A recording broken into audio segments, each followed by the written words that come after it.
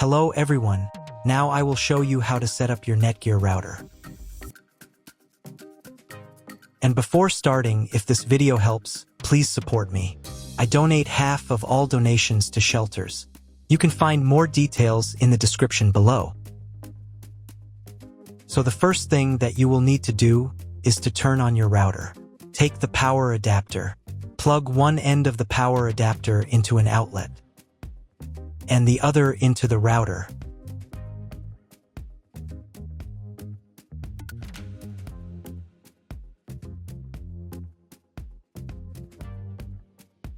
When the router is turned on, the power indicator will be lit. It may take a few minutes for it to completely turn on. Next, plug the cable from your internet service provider or from your modem into a special internet port. This port is usually labeled as internet, and usually it has a different color. Each cable should be inserted until it snaps into place.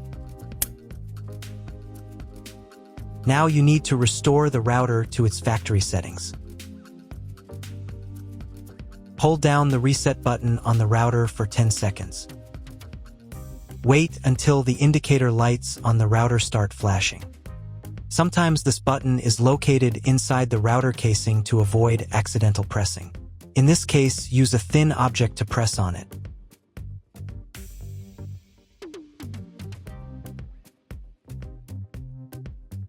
The router will restart, and the settings will go back to their original factory defaults. Plug one end of the Ethernet cable provided with the router into one of the LAN ports.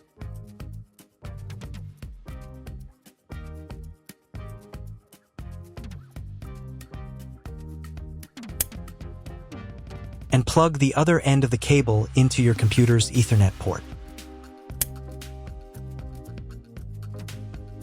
Wait a few minutes for connection. Great, we've connected the router to your computer. Now you will need to set it up.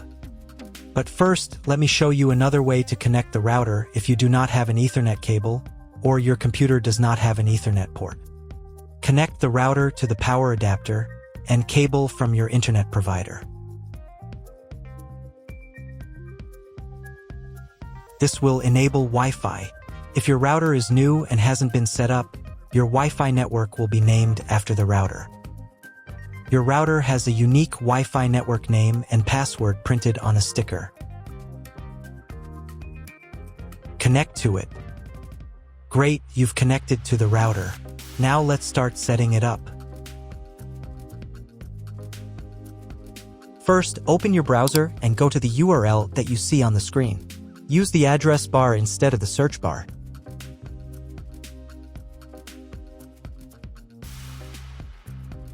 Then click here.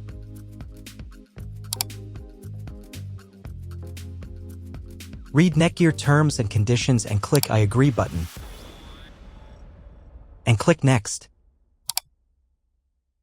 Click Next again.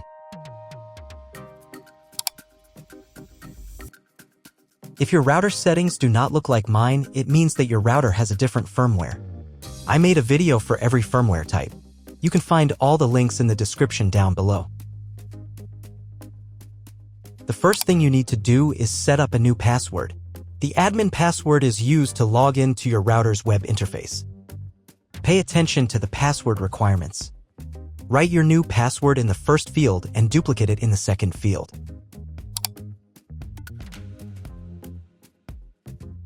Then select 2 security questions and write answers for them. You need them just in case you need to reset the admin password in the future.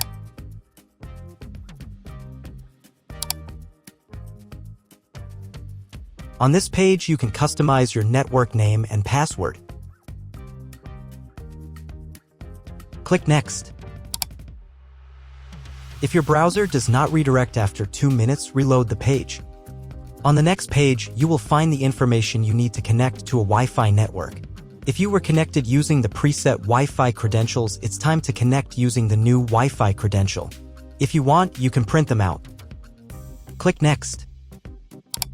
If the router has not been updated for a long time, the next page may automatically start the firmware update process. If the new firmware is not available, click Next.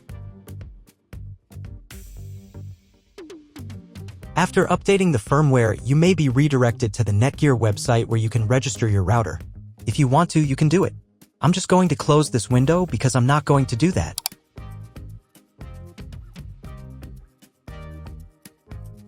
Log into the router's web interface again if you were logged out of it.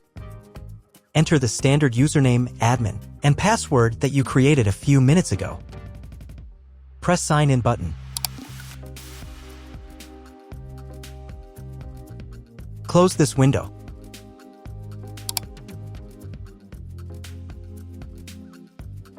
In the top right corner, you can change the language of the router's website interface. To get the internet, go to Advanced. Setup Wizard. Press No, I want to configure the router myself. Then press Next button. On the following page, select Internet Settings. In most cases, there are two options: connection with and without a login. Almost always, your internet connection will not require a login. You can find all of this information in the contract you have with your internet service provider. If your internet connection does not require you to log in, or if you do not know whether logging in is required or not, select No. Leave account name and domain name unchanged. Then in Internet IP address section, choose Get Dynamically from ISP.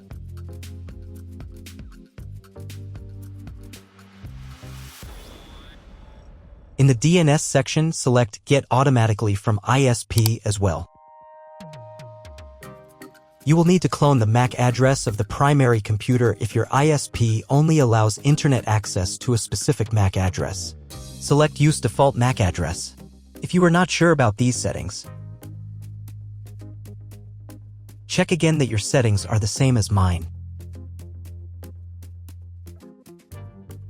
And click Apply. In most cases, it is not necessary to clone the MAC address. But if you can't get the internet connection after quick setup, later in the video, I will show you how to clone MAC address. Now you need to reboot the router. To do this, go to the router's web interface if you were logged out of it.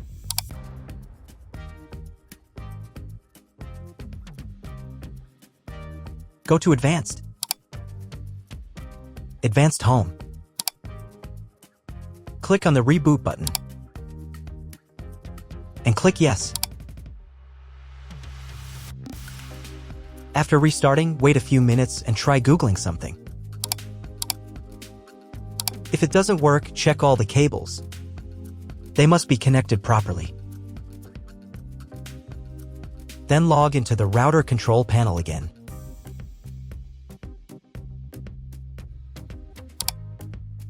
Go to Basic. Internet.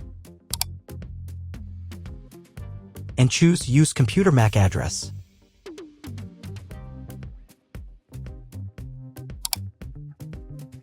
Click Apply button.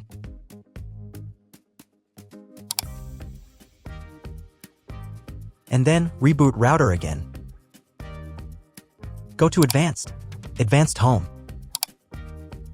Click on the Reboot button and click Yes.